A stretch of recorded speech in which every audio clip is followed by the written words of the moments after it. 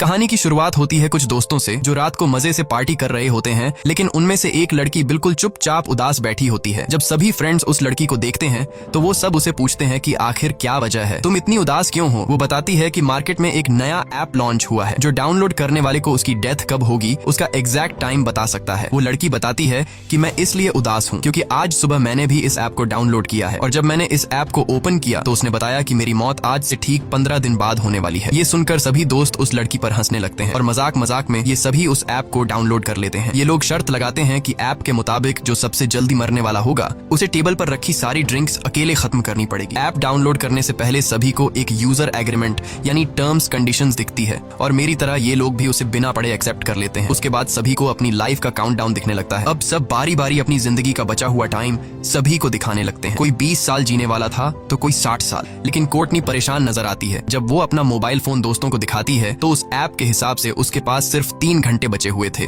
जैसे ही काउंटडाउन 0 हुआ वो मारी जाएगी। ये देखकर कोर्टनी डर जाती है, लेकिन उसके दोस्त कोर्टनी को समझाते हैं कि डरो मत, ये ऐप सिर्फ एक मजाक है। अब गेम के हिसाब से जिसके मोबाइल में उसकी जिंदगी का सबसे कम टाइम बचा होगा वह टेबल पर रखी सारी ड्रिंक्स पिएगा। इसलिए कोर्टनी गेम हार जाती है क्योंकि उसके मोबाइल में उसके पास सिर्फ 3 घंटे बचे थे। अब सभी दोस्त कोर्टनी से कहते हैं कि रूल्स के मुताबिक तुम्हें सारी ड्रिंक्स पीनी होगी। तभी कोर्टनी का बॉयफ्रेंड एवन आ जाता है और कोर्टनी की जगह वह खुद सारी दारू पी लेता है। पार्टी खत्म होने के बाद जब कोर्टनी अपने बॉयफ्रेंड एवन के साथ गाड़ी में बैठी तो एवन ज्यादा ड्रिंक करने की वजह से उसे चढ़ गई थी। इसलिए कोर्टनी एवन को ड्राइव करने से मना करती है, लेकिन एवन उसकी नहीं सुनता। कोर्टनी ऑलरेडी ऐप की वजह से डरी हुई थी, इसलिए वह कार से उतरकर पैदल ही घर जाने लगती है। एवन कोर्टनी को गाड़ी में बैठने के लिए कई बार कहता है, लेकिन जब वह नहीं बैठती तो एवन गुस्सा होकर उसे अकेला छोड़कर वहां से निकल जाता है। तभी कोर्टनी के मोबाइल पर उस ऐप का नोटिफिकेशन आता है कि उसने यूजर एग्रीमेंट तोड़ दिया है। कोर्टनी को इसका मतलब समझ नहीं आता, लेकिन ये देखकर कोर्टनी और ज्यादा डर जाती है। तभी हम देखते हैं कि काला कोट पहना हुआ कोई आदमी उसका पीछा करने लगा। तब कोर्टनी को मोबाइल पर एक अलर्ट आता है कि उसके पास सिर्फ 7 मिनट बचे हुए हैं। कोर्टनी घबराते हुए जल्दी अपने घर पहुंच जाती है। घर में एंटर होते ही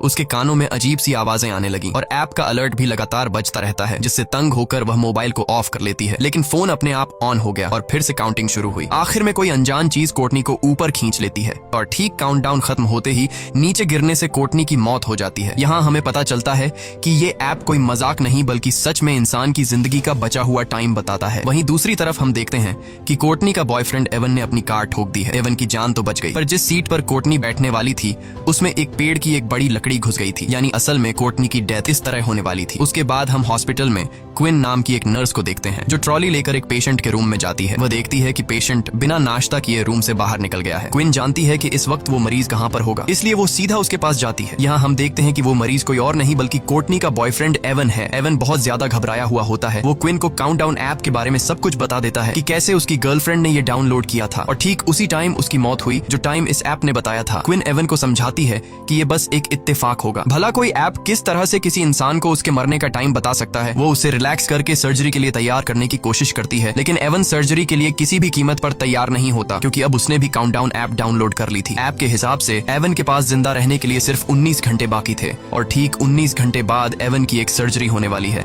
और वो समझ जाता है कि सर्जरी के दौरान वो मारा जाएगा। लेकिन क्विन एवन को हिम्मत देती है कि ऐसा कुछ नहीं होगा। कुछ टाइम बाद क्विन हॉस्पिटल की हेड नर्स से मिली। वो उसे अपने साथ ले जाती है जहाँ एक डॉक्टर और स्टाफ के लोग केक के साथ क्विन को सरप्राइज देते हैं क्योंकि वो नर्सेस के टेस्ट में पास हो गई होती है। अब जब सब बैठकर केक खा रहे होते हैं तो क्विन सबको एवन के काउंटडाउन ऐप के बारे में बताती है। यहाँ कुछ और लोग भी बताते हैं कि हम भी इस ऐप के बारे में सुन चुके हैं। मजाक में ये लोग भी अपनी लाइफ का बचा हुआ टाइम देखने के लिए इस ऐप को डाउनलोड कर लेते हैं, जिसमें डॉक्टर सलीवन नाम का एक डॉक्टर भी शामिल होता है जो यहाँ का सबसे हेड डॉक्टर है। डॉक्टर मोबाइल में अपनी जिंदगी का बचा हुआ टाइम देखकर बहुत खुश होता है क्योंकि वह 90 साल तक जीने वाला था और बाकियों के पास भी ऐप काफी लंबा टाइम बताता है। तभी एक आदमी एक औरत को लेकर आता है जो ओवरडोज की वजह से बेहोश हो गई थी। उसकी धड़कनें और सांस रुक गई थी, लेकिन ये लोग उसे एक इंजेक्शन देकर बचा लेते हैं। पूरा दिन काम करने के बाद शाम को जब क्विन घर लौटती है तब उसे काउंटडाउन ऐप को डाउनलोड करने का नोटिफिकेशन आता है। वो इस ऐप को ज्यादा सीरियस न लेते हुए उसे डाउनलोड कर लेती है और बिना सोचे समझे इस ऐप के सभी टर्म्स कंडीशंस एक्सेप्ट कर लेती है और तभी उसे पता चलता है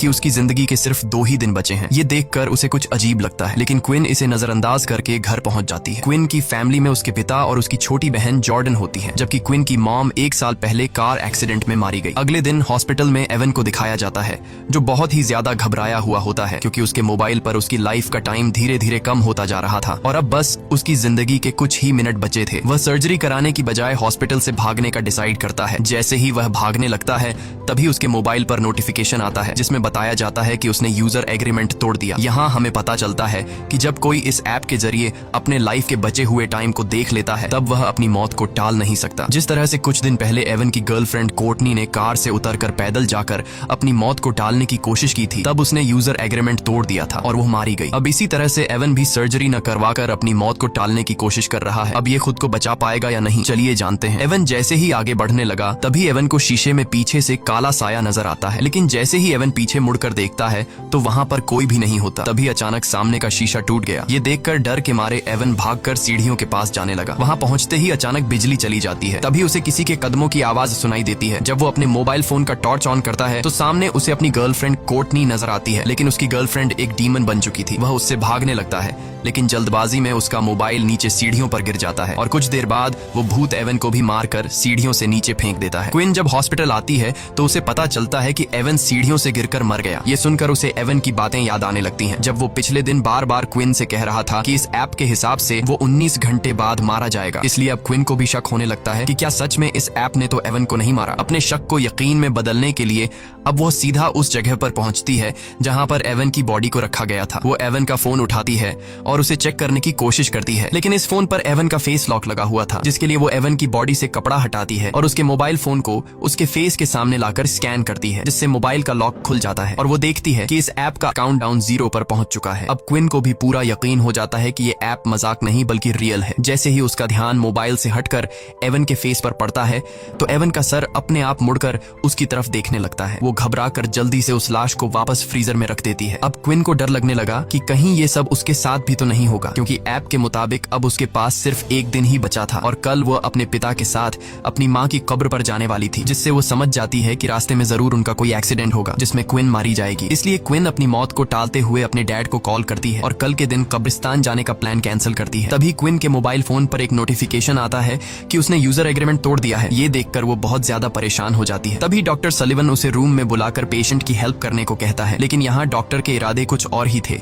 वो क्विन के साथ जबरदस्ती करने की कोशिश करता है। क्विन जैसे तैसे उससे अपनी जान छुड़ाकर बाहर आते ही हेड नर्स से उसकी कंप्लेंट करने जाती है, लेकिन क्विन के बताने से पहले डॉक्टर हेड नर्स को किसी दूसरे काम में लगा देता है। घर आने के बाद रात को क्विन इंटरनेट पर इस ऐप के बारे में सर्च करती है और उसे कोर्टनी के बारे में इंफॉर्मेशन मिलता है। उसे एक लड़की का वीडियो भी मिलता है जो बताती है कि ऐप को डाउनलोड करने के बाद से उसे अपने भाई का भूत दिखने लगा है, जो कि कई सालों पहले मर गया था। कुछ देर बाद वो लड़की कहती है कि उसका वक्त खत्म हो गया है और तभी उस लड़की को भी कुछ हो जाता है। लेकिन क्विन जब वीडियो के कमेंट चेक करती है तो कमेंट में सब लोग फेक वीडियो बोलते हैं, जिससे क्विन को थोड़ी बहुत शांति मिलती है। और जैसे ही क्विन लैपटॉप बंद करती है तभी अचानक क्विन को भी एवन का भूत दिखाई देता है, जिससे वो बहुत डर जाती है। पर जैसे ही उसने लाइट जलाई तब एवन गायब हो गया था। तभी उसे दोबारा नोटिफिकेशन आया कि उसने